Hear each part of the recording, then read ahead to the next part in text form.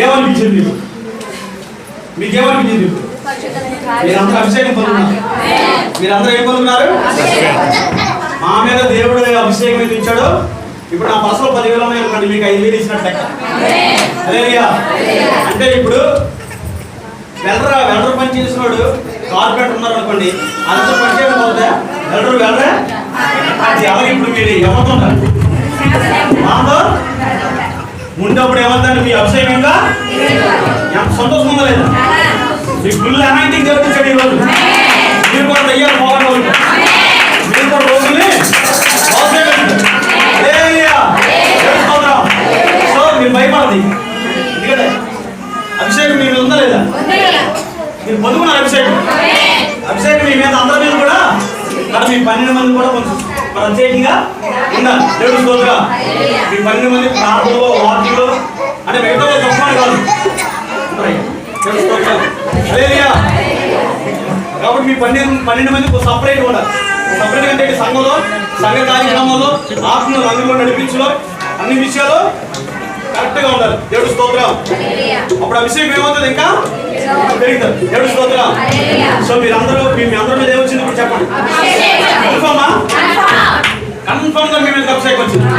కాబట్టి ఒకరి మీద ఒకరు కోపాలు ఏమీ ఉండకూడదు. Hallelujah. Thank you holy spirit. బాబా శాఖ లాందా బాబా బాబా ఫైనల్గా అభిషేకించుకున్న వ్యక్తులు కూడా దేవుడు స్తోత్రం చెల్లుదాం. నా సంఘాన్ని ఇలాగ అభిషేకించినందుకు మీకు వందనాలు ప్రభువా.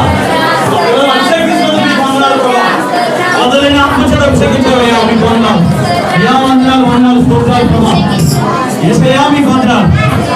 అయ్యా చనిపోయిన వాళ్ళు తిరిగి బ్రతికించబడినట్టు, కోల్పోయిన మీ లోపు తిరిగి వచ్చినట్టు, ఇదిగో ప్రభు ఏమీ లేని యవన జీవితంలో భవనతలో కలిగినట్లు యేసునామమున సూచనలు మహత్కార్యాలు అద్భుతాలు మా సంఘంలో పలుకులు కాక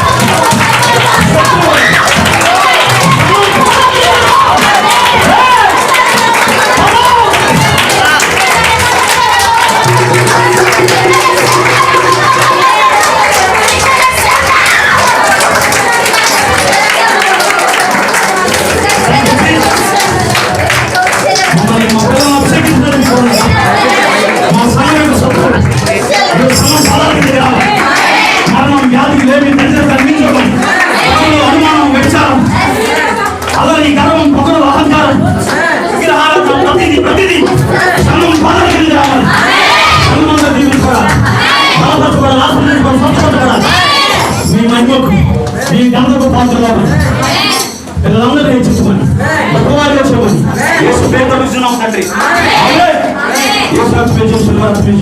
యేసు సంపూర్ణ జీవితం ఉపవాసకి రాస్తున్నాం. తండ్రి కుమారుని సంఘానికి సకలపరుషులు సదాగా అందరికి మొదలమ్మా చెప్పండి. అభిషేకించుకోవడం వాళ్ళు చెప్పండి. కాంగ్రెస్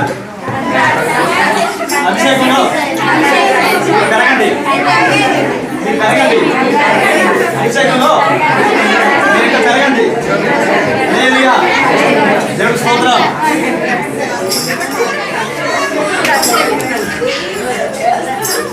పాస్టర్ గారు